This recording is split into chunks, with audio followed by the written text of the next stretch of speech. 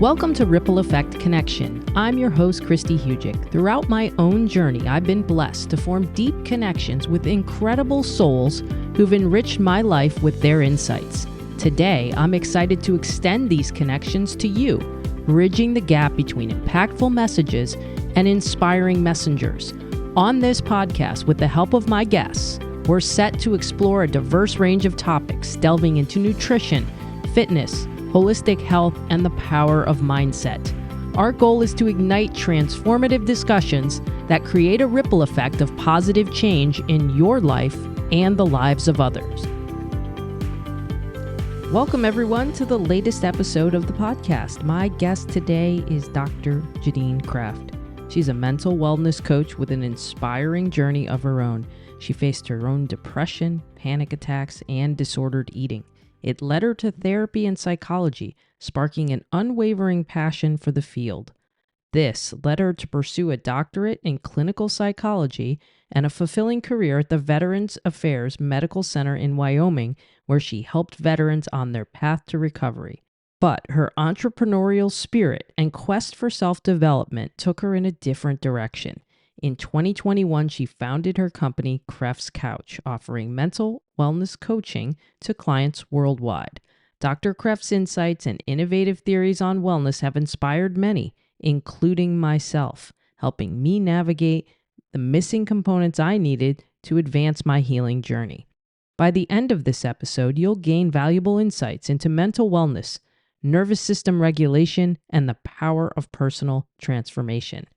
She's an entrepreneur, a hot yoga instructor, and has a really neat new business venture she will introduce us to. Here's my conversation with Dr. Janine Kreft. Dr. Janine Kreft, I can't thank you enough for joining, and I am really, really excited to share what you do and your knowledge with everyone. So welcome to the podcast. Gosh, thank you for being here. This is really fun. This is really fun because it's sort of like we're having a session, but we're not. Like we're letting people into some of the work that you and I have done, that we'll incorporate, throughout, I'm sure, this conversation. But I'm really just excited for you to give your knowledge to folks. And when every guest comes on, though, I like to go back to the foundation of why they do what they do. So for you, what is your why? Just coming right out of the park, right? Like, huge question.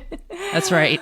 Well, I would say that I've just always had an inner drive just to learn more. I mean, I was a professional ballet dancer for quite a few years, so dance was a part of my life for 17 years, and then psychology, etc. So I've always kind of done things really big and full out, right? It's like I took my psychology training all the way to the doctorate level. So I don't even know. It's just this internal drive to continue for more.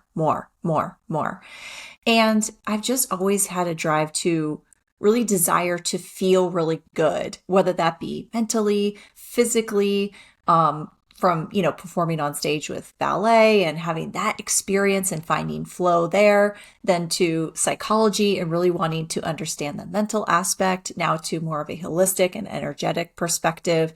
It's just been this innate drive. And so I actually am not even quite sure where it comes from. So I'd say my why, I was born with it, is what my sense is. Yes, and you're good at following it. I know that. You're good at following the leads that your body and you give yourself.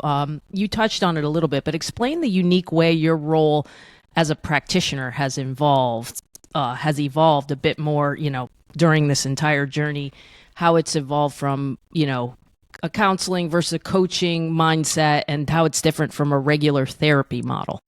Sure. So, I mean, I'm traditionally trained in clinical psychology. So just the traditional Western model, that is what my doctorate is in. And then I worked with veterans at the VA. So again, also a lot of evidence-based, scientifically backed treatments for PTSD, depression, anxiety, all this.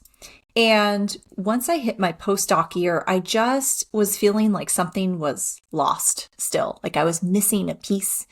And it wasn't until I started to dive deeper into what else was possible. I had a friend that told me, I had my bars run and I haven't had a negative thought in 3 days. And I'm like, what are you talking about? She's like, I don't know. Someone touched my head and for an hour and then I just felt so good. I'm like, what is this? And so that actually is a modality that comes from access consciousness. And that was the first thing that kind of opened myself up to all these other possibilities of a holistic world, of an energetic world, of consciousness. And then that just is where I found my passion and my love. So I kind of shifted gears out of this Western model. I mean, I still have that formulation in my head, certainly for, when people are still at that place. And now I have this whole other perspective of energetics, consciousness, a holistic point of view that I've just incorporated. And I've just found so much more ease and success in that model. And then I continued to do therapy during this time. And again, therapy, it was kind of, this kind of natural progression, because therapy sometimes it can, how do I want to say this? It is really medicinal for certain points of our journey, right? So it's like when we've been through extreme trauma and we've been a victim, so to speak, of something like that, then it can be very medicinal to just have someone really affirming what happened, listening, hearing your story over and over and over again. At some point, that no longer becomes helpful. It becomes staying stuck in the rut. And I'm not saying all therapy is like this, because some therapists are not like this. But the idea of therapy can keep people stuck in that way. And so in a coaching modality, what I see it as, coaching really helps people thrive. Therapy is kind of helping people survive, right? And we all need it depending on whatever we've been through. We need the therapy aspect. But then once you've kind of resolved those traumas and you want to thrive and just find your most expansive self, then that's where coaching comes in. Because coaching to me is less about the past and whatnot. It's more about, okay, where are you at now and where are we going and how are we going to get you there? Not let's rehash the past over and over and over and over again. And so that was just a natural progression as I evolved, as I felt more just drawn to that modality, because I found it, again, more helpful overall for folks. Yeah, you hit on so many amazing things there. And I know, like we already talked about this, about how you've evolved and, you're great at, wanting to see what's possible. What have you learned through your coaching practice now that you can apply to your own life? Because people want to know, do we walk the walk? As a coach, right? Heck yeah. They do want to know, do we walk the walk? So what have you learned that you can apply to your own life? Yeah. And I love that you bring that up about walk the walk, because I always thought it was so interesting when I was in school for psychology that a lot of my peers weren't in therapy. And for a lot of reasons, they can't make you go to therapy while you're in school. But I just thought that was so odd. I'm like, how are you becoming a counselor and you have not experienced the other side of the couch? Because I was personally in therapy at the time, healing my own stuff. And since then, and since becoming a coach, I have always been with some sort of coach in my own personal containers in the coaching modality, because you've probably heard it before, but it's like you can only take people as far as you've taken yourself. And so if I'm not doing my own work, if I'm not really very self-aware, then how can I expect my clients to do the same? And so I just learned so much from my own self-reflection that then I can infuse that with my clients. And now I'm not saying that I'm looking for someone with all these degrees and whatnot. I actually want someone who has, like you're saying, done the work, talks their talk. Like that feels much more aligned than degrees on a wall where someone's not doing the personal work. Yeah, for 100%. And a lot in what you talk about, and a lot in what even, when I was hearing about what you do and, coming to you was an option. There was a lot of talk about energy, being an energy healer, being able to tune into frequencies and energy. What do you mean by that, so that people listening to this can understand what that means and what you do, and how do you convey this to people you work with? Ooh, so I know a lot. I know, right? Yeah. So I guess it's coming from the premise that you are an energetic being at your core, right? It's like energy created you ultimately, and everything starts with energy. So any sort of health issue or thought form or whatever, it all starts with energy first before it manifests into our 3D reality, right? And so when we are targeting the root, which is the energy, then things are going to shift lightning speed. Versus when we're trying really hard to muck through the kind of 3D dense reality versus targeting the root. I mean, within health, that's quite different. So the way I explain it to people is that your first language is energy. Ultimately, that's how you learned how to connect. You just kind of had to read what was being delivered to you by your parents and interactions before you had words to describe it. And so ultimately, what we are seeking to do is become really congruent with the energy we're perceiving and the words we're speaking. Because a lot of times people are not tuning into the energy and they're just saying what they think they should say or what they think the right thing is to say. And so when people, like I'm working with a client and they're telling me something, I'm really tuning in more to the energy. And so oftentimes maybe I'll close my eyes or things like that because I'm hearing the discrepancy between the words and the energy. And then I'm bringing that to conscious awareness by highlighting that. So I kind of see myself as like the translator, so to speak, for folks. So, okay, this is what you're saying, and this is what I'm actually hearing. Does that resonate with you? And then people are like, oh my God, I wasn't even thinking about that. And so that's where we say we're bringing the unconscious to conscious awareness because I'm just poking at the energy and now people are putting their attention to it and it's, oh, okay, now I have awareness. Now I can choose something else. And that's how people can shift it is when they have awareness of what they're choosing.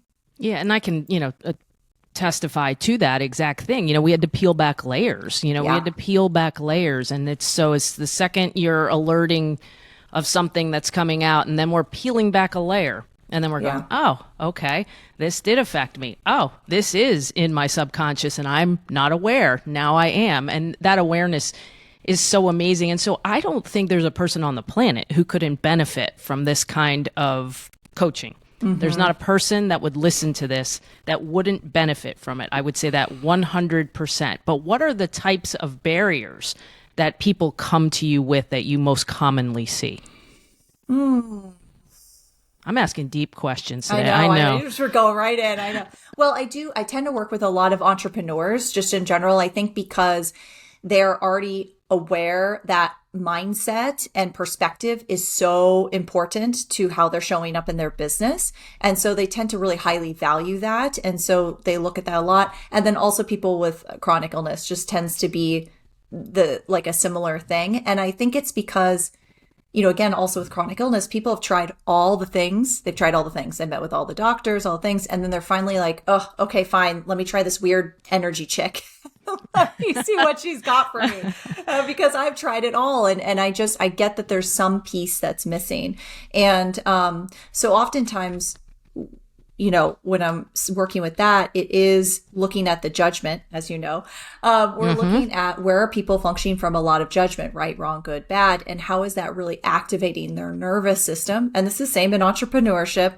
Where is that activating their nervous system so that they're chronically in some sort of fight, flight, freeze mode? Which is A, not helping them in their business, or B, not helping them in their health, right? Because staying in this really sustained state of dysregulation, the body cannot heal and we ultimately get sick. So that is probably the kind of main things that I see. And then judgment's usually one of the first things that we're always working on. And people will say, no, I'm not judgmental. No, I don't function from judgment. I'm like, just you wait, because there's just so much that, all of us, me too, I'm human. There's still these blind spots that we all have. It's like, dang, I was still functioning from this is the right thing to choose versus the wrong thing to choose, etc. Yeah. And, that, of course, that was my next thing because you knew that I was going to bring up judgment first because that's probably one of my biggest hurdles was everything I had done for most of my life was coming from a place of judgment. Yeah. Good, bad, sports. We talked about this sports, like you were in dance and ballet, like there's a lot of judgment involved in all of this. It is a hurdle to get over. Yeah. So maybe could you give maybe a little bit of a tip to how do you become aware of this and kind of how do you stop it? And I know that's I'm asking you all these complicated questions. I'm okay. Trying to cram 5-6 sessions with you into one podcast. I know, it. But judgment is such a big deal because I see it in patients every day, right? They'll say, I was bad. I ate something that was not on protocol. I I did such a bad job with my sleep this week. There's always that good, bad, instead of, how do you stop that and make something out of it? Yeah, it's a great question. Because, on one hand, we want to say you try to dial down the judgment as much as possible. Now, I also don't mean don't have awareness, right? Like, oh, I just ate whatever and it's fine and blah, blah, like, right. There's some sort of middle ground that we're looking for where you can have awareness to what you're choosing, but not also shame yourself for it. That is the key, because when people shame themselves, they're activating their nervous system. And so it's like a backwards slope that we're not looking for. So oftentimes I'll teach people about asking questions, like an open-ended question to help facilitate them getting out of judgment, because judgment is ultimately a conclusion and contracts the energy. It feels very dense and it will make you feel worse usually. So asking a question kind of opens up the energy, helps your nervous system to relax. So anytime you're saying something that is curious energy or in a question energy, you're going to feel better, right? When you're tapping into the awareness. I don't want to use questions like, why did I eat so terribly? Or why did I sleep so poorly, right? I'm already going to a place of judgment. Like I've already decided it's bad. I'm really seeking to get myself out of good, bad, right, and wrong. So if I didn't judge this, what would I think? If I didn't see this as wrong, what would I choose? And those questions really, although they sound so simple, they shift the energy so fast for people. So that's really what I tell folks to use for getting out of judgment. And you'll know if it's working, if you feel relief or if you feel better, right? So anytime you're talking to yourself and you're like, oh, I'm asking questions and you feel like crap, then you're still functioning from judgment, because functioning from awareness and consciousness will always help you to feel better, and judgment will always have you feel worse. And it's a block, if you're in judgment, it's actually blocking you from learning something from the experience, which I think, is with patients, that's the big deal, right? We're always like, there are no failures, there's just learning experiences. But if you're blinded by the judgment, you're not going to get there quite as easily. Yeah. Well, especially, as we've been trained, as an athlete, as a dancer, that we're just indoctrinated to this idea of that's right, that's wrong. This is correct technique. This is wrong. This is good. This is bad. And so it's kind of like, well, how else do I function or relate in this reality? Even our whole school system is that you get a grade, you did a good job, you passed, or you don't. And so it's a hard shift for people. So I appreciate that. And I also acknowledge that it takes time to unlearn this and reprogram to not function from it. Yeah. And so what's your advice for people? This is, again, like probably opening up a big can of worms, but I like it. What's your advice for people who truly want to change? To simply remain open to the process and know that, it is not this like linear line of enlightenment and I just feel better and everything's great. Sometimes we actually feel worse when we start this process, because now we're just getting present with certain things we haven't looked at and we initially go into judgment about it. And so we have to unlearn that judgment and recognize that the healing journey is kind of like you go up and then there's this slide back. Then you go up and you slide back and you go up, and it's like breathing.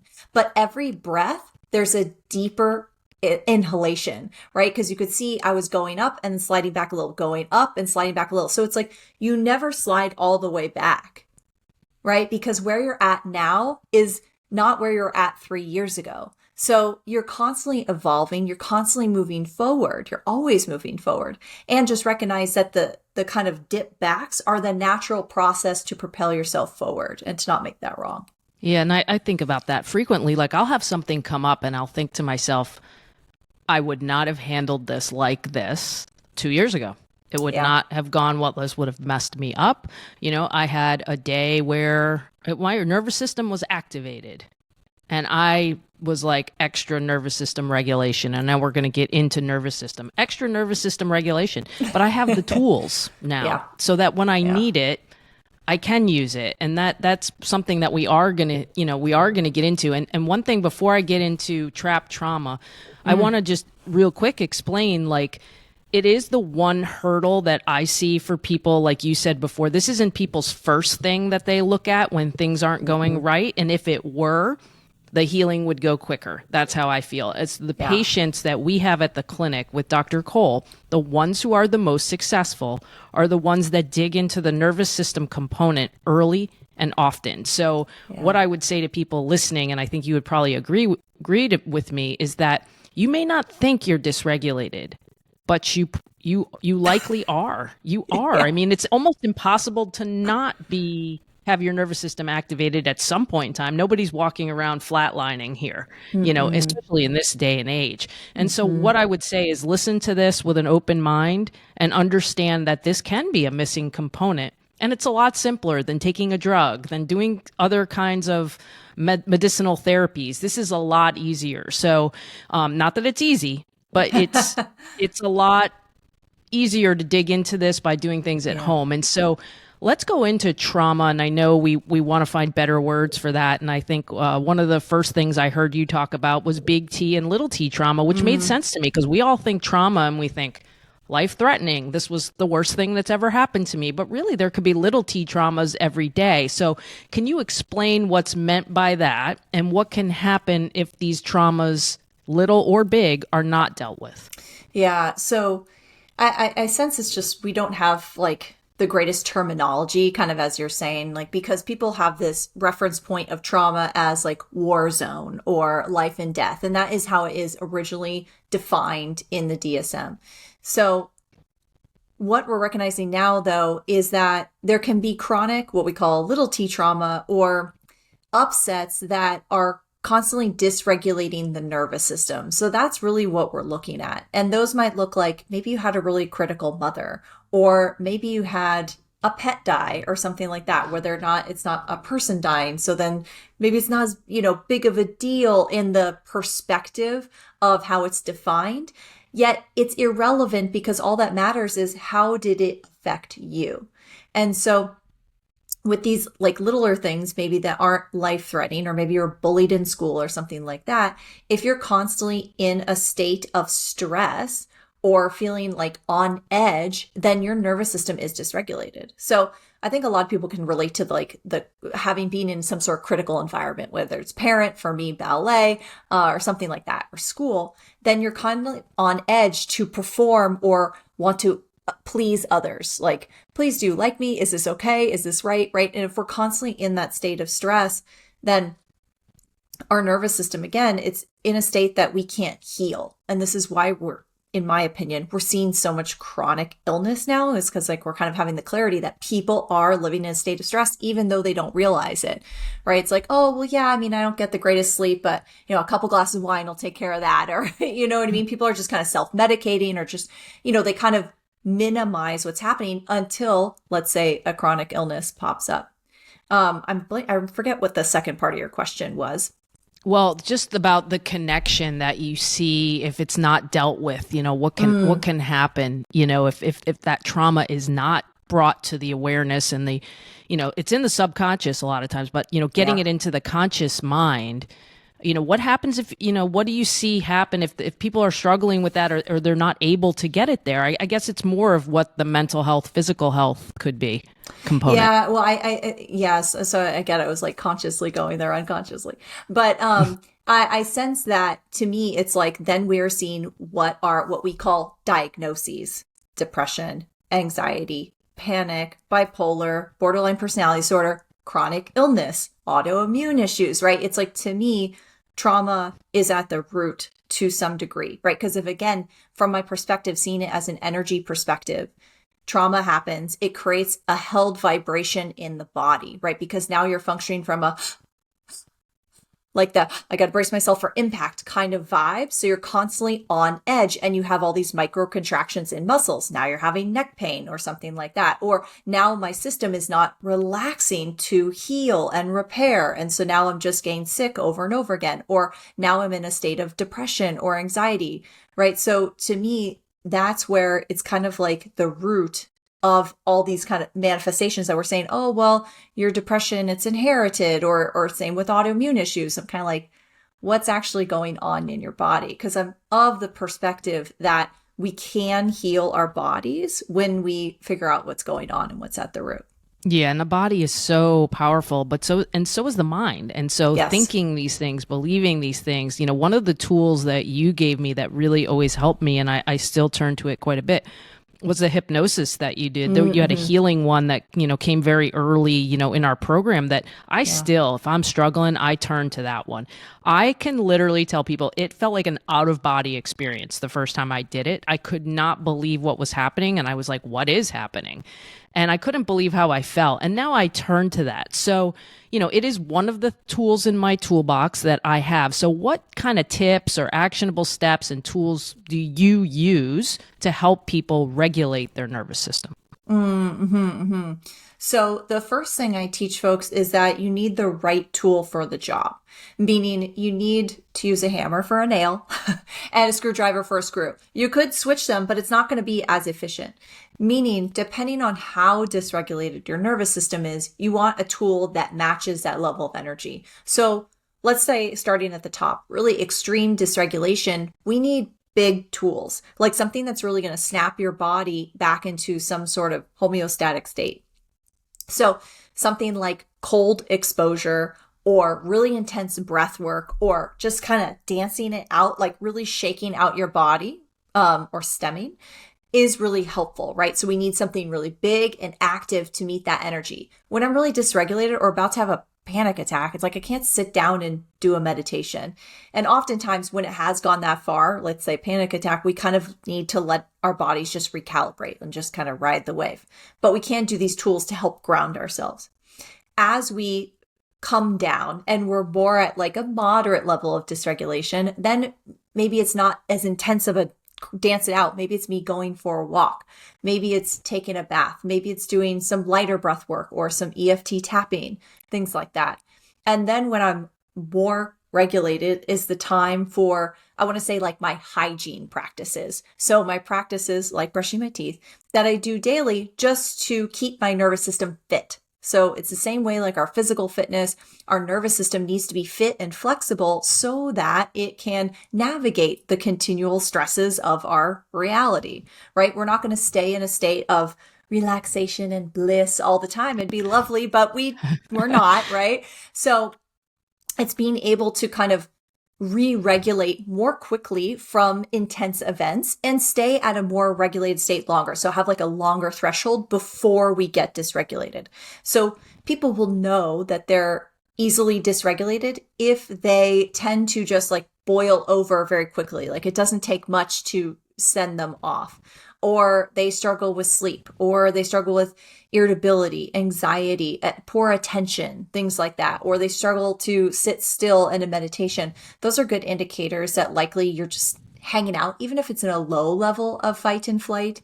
And that's honestly what I teach folks, especially in the program that you went through, is what are the micro fight and flight responses? Because people know the big ones. Okay, I know that's like a big freeze response, but where are the micro ones? Like just when you're, let's say, working on your business and you're like, oh my God, I can't choose right. And you're just paralyzed with what to choose.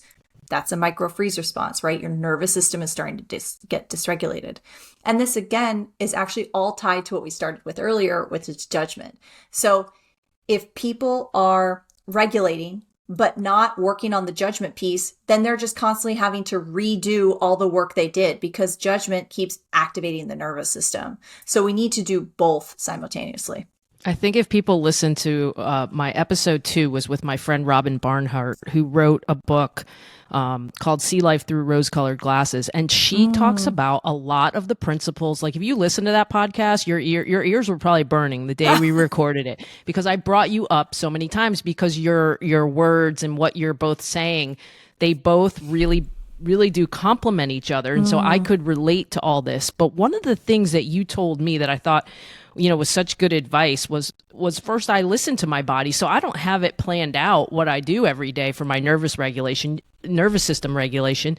You just said, leave space for something. And then I kind of just feel what I need. I remember that one day I told you where I was like, I don't know why, but my body was just telling me it wanted to run. Like, I don't run anymore. I have a really bad knee. And all of a sudden I was like, I don't know, I felt really good. And my body was saying like, I want to do some sprints up the hill here at the house. And so what I've learned from you, one of the biggest things is to respond to my body. And I think that people listening, like, it's very empowering to have these tools and know that they're there for you, but you do have to practice them, and you're using different ones. And someday my nervous system regulation is longer than others. Right. A day earlier this week when I was really upset, I was frustrated. I had a lot of just thoughts I was letting out that weren't going to be the best, but I needed to let them out. But I also worked extra nervous system regulation, and what I considered some feedback that was a victory was the next morning when I woke up, my tracker told me my recovery, my HRV was in the 60s. Wow. And so how would I get to an HRV that's in the 60s after a day like that? That wouldn't have happened before. Yeah. I wouldn't have slept well. I wouldn't have that number. I probably would have felt crummy the next day. I probably would have let it linger. So I think that is, what you're saying. And I think that that's the biggest thing, is that this empowers you to control it so that people can tune into that awareness. I think that's the biggest point, right? And that what you kind of said to me was, you don't have to do this every day, this one thing, but make space for something every day. Yeah, it's like we don't question brushing our teeth or taking a shower. We just do it, right? We make space for it and we do it because we were taught it as kids to manage our hygiene. And so I teach people to think of their nervous system the same way. Leave space for it. And then, yes, follow what your body is asking for, because your body is the most wise. Your body is the best doctor, truly. It's like giving you the information if only we would listen. And I love that from the beginning, you were always using biofeedback, because right away you were seeing the numbers change, even if you weren't, like, you were feeling it, but that just confirmed what you were feeling, because sometimes these changes can be so subtle in the beginning. And so seeing those huge numbers change, you're like, holy cow, like, okay, something is happening here. I know I'm increasing the fitness of my nervous system because of the recovery rate. I just thought that was so cool. Yeah, and really, I'll share what else, because, you and I have brought this up. You and I did a session for our patients, at the clinic together, where we kind of explained to everyone how we work together. And one of the things that I know Dr. Cole brought this up, I was on his podcast last week, and one of the things he brought up was this. Just so people know, I was having trouble sweating. And sweating is a big part of the detox process. Yes. So as I'm going through the detox process, I'm like, man, it is a lot of work to sweat. Like, I'm in a sauna. How high do I have to have this sauna up for me to sweat? Why do I have to be in here for 20 minutes and 140 degrees? And, I'm not sweating yet. That's not quite right. So the more Dr. Kreft and I worked together, the easier I would sweat. And I probably think it was like 2 sessions. Yeah. And all of a sudden I was sweating. And then I started to notice I was feeling pain an abnormal amount. So I think this is another sign too for people. I was feeling pain like it was abnormal. I would just bump my leg on something and there's a bruise and I feel it for 2 to 3 days. Well, I dropped a Dyson hairdryer. They're not light. I dropped a Dyson hairdryer on my foot one day, and I was like, it hurt, of course, in the second. I got up and I picked it up and I went, this is amazing. This doesn't hurt like it should. I didn't feel it for days. I banged my hip on the corner of our island in the kitchen. Yes, this is all coming back to that I'm klutzy. Yeah. That's also, that's not judgment. That's reality. Yeah, just awareness. That's okay. Just awareness. Yeah. I am klutzy. I hit my hip on that. No bruise. And I would have had that before. So I did have a lot of tangible results, and that is again to the awareness though, because my awareness is on high alert. But it is nice when you can have a tracker and you can see the nervous system regulating right in front of your eyes, and you can see the days it's dysregulated.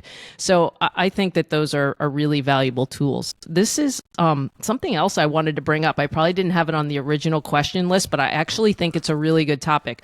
I think the exercise that you do, like yoga, like Pilates, like Legree, I think that complements the work that we all do. Can you talk about how exercises like that versus maybe HIIT training, because if your nervous system's is not regulated and you're exercising in a way that's going to be more stressful, it's not always the best. But can you talk about how those exercises and you teach those courses too? Can you talk about how that can complement work like this? Yeah. Well, it's funny because it's like, about a year ago, I was doing really light, like walking and things like that, light exercise. And then I just felt the desire to take a Pilates class. And I was listening to that internal guidance. And funny, it brought me to the studio that does mainly Pilates, Legree, hot yoga, etc. And I am of the thought process that this high intensity but low impact and low activation of your cortisol is really what it's transformed my body physically, mentally, in many capacities. And specifically hot yoga I found to be super helpful, not only because it's sweating so much every single day, but then also, I mean, the whole premise of yoga is presence, bringing your mind to present moment. And you are doing these very hard, intense poses that require a lot of strength and a lot of flexibility. And there is no choice but to be present during it. And so I've just found so much benefit in that then I became trained as a yoga instructor. And so now I'm actually teaching that regularly. And I still take Pilates and Legree as kind of like a way to round out my fitness, to help with my structural alignment. I've had scoliosis since I was a kid, to help with that. The Legree to help just like strengthen other muscles. But because I feel like some of these other high intensity, like a HIIT or something like that, can just be too activating for the nervous system. Like, yes, we need to get kind of energy out, but if it's dysregulating too much, or if it doesn't feel good on your body, then I wouldn't choose it. And that's literally how I guide people, because I'm constantly returning them back to their intuitive knowing, which is, well, how are you feeling? Do you feel better afterwards or not? Get out of, if you've decided this exercise is right or wrong. Again, getting out of the judgment. What is working for you? Yeah, that feedback is big. And so like in the moment when I was frustrated and just upset and wanted to let things out, I did a 15-minute Peloton climb.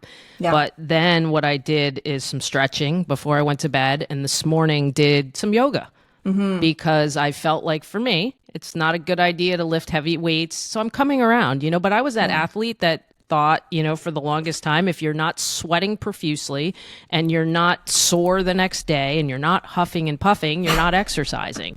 Whereas here I was this morning doing yoga and I was sweating. Like, I'm sweating doing that yoga, but it's also restorative. Yeah. And it's also, opening things up. And it's just, my body, as we get older, pliability is so important. So I found it fascinating, seeing you go through that and seeing the connection between that. But I also know that you've got a new venture that you've been talking about a lot on social media. So I want to know all about this. Can you fill me in on this?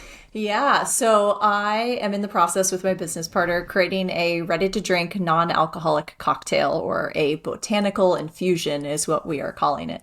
And I met her actually at the Pilates studio, ironically enough. So my body brought me there for more reasons than one.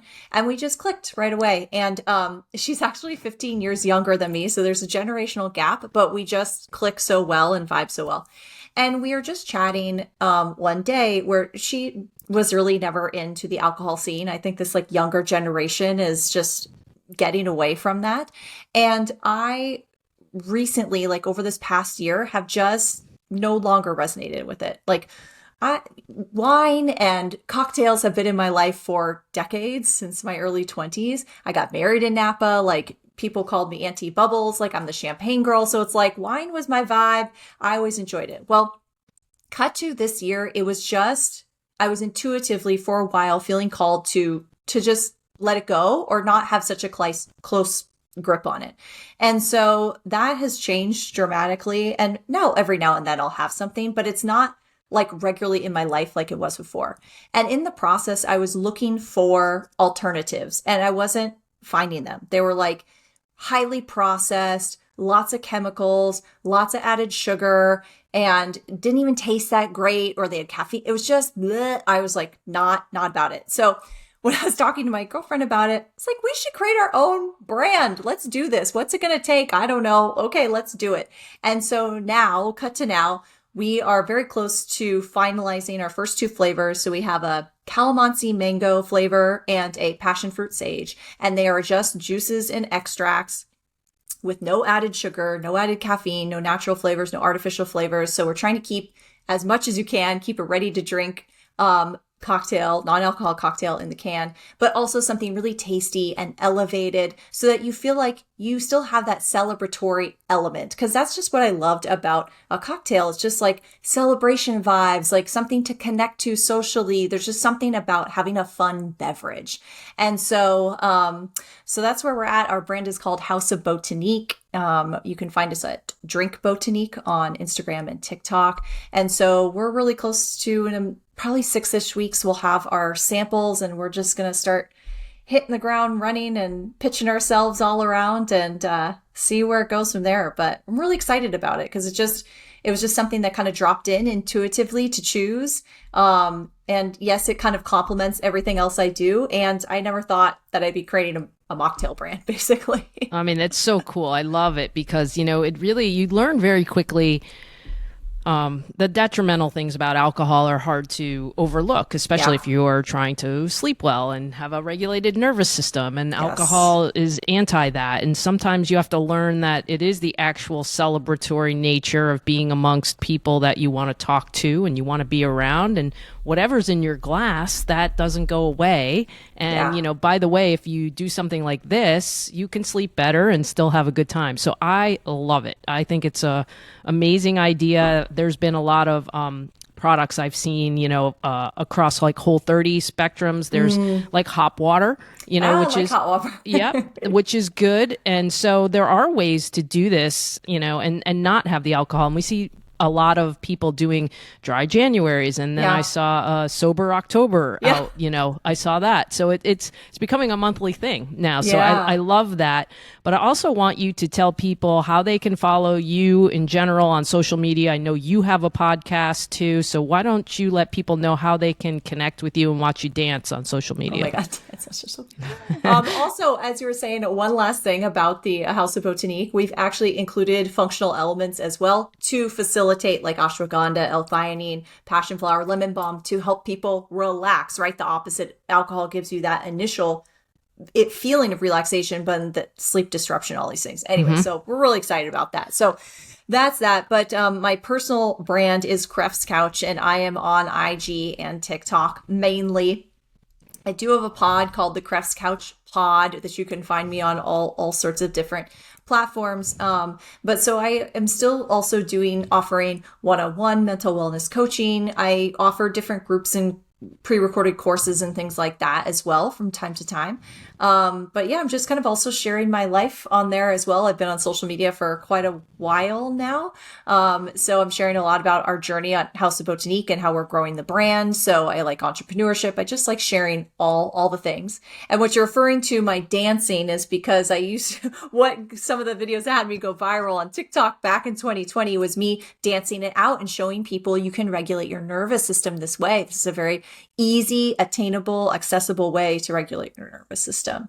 I mean, singing and humming is one of my favorite ways to stimulate vagus nerve. And I'm going to the Luke Bryan concert tonight, so I'm going to be doing a lot of stimulating the vagus nerve. I would also just tell people too, if you're not ready to jump 10 toes into a one-on-one or the little bite-sized courses that you are offering, I think is a nice way for people. There is a nervous system one I know you've offered before. I think they're great bite-sized way to get a taste of this and just to get some help. So I know you're not asking me to promote that, but I'm openly promoting it because I do think people can be overwhelmed sometimes. And so the idea of giving people bite-sized chunks where they can take a little bit in at a time would be really cool. And honestly, you're responsible, I feel, for this podcast. So it's kind of cool that, this was like me, as you like to say, it pinged me. Yeah. And I was like, I think I want to do this. This just sounds like a great medium. So to have you on and have it come full circle, that's really fun. That's so cool. I'm so grateful to hear that. And truly, I'm just honored to be a part of people's journeys in this process. I adore you and I love, just doing this. And so it's so cool to see people blossom in their own as everything kind of clicks into place. So it's just so cool. And I'm so honored. Well, I hope you'll come back again, but thank you for coming on today. Of course. Thank you so much for having me. That's a wrap for this episode of Ripple Effect Connection. We hope you enjoyed our discussion on the nervous system and energy healing with Dr. Janine Kreft. Now that you've been inspired, here's my call to action for you. Take a moment to reflect on the insights and wisdoms shared. The nervous system plays a huge role in our health. Take inventory of your nervous system hygiene. Do you take time out for any of these methods each day? How can you apply these lessons to your own health and well-being? I'm always up for talking about my work in this area or anything else. I'd love to hear from you, so connect with me on social media and let me know what resonated with you. Reach out on Instagram at WholeHealthChristy. You can also get the full episode's show notes for this episode and any others on my website at christyhugick.com/podcast. Next, spread the inspiration. Like, follow, review, and share the podcast with others who may benefit from these stories. Stay tuned for the next episode of Ripple Effect Connection. Let's create waves of change together.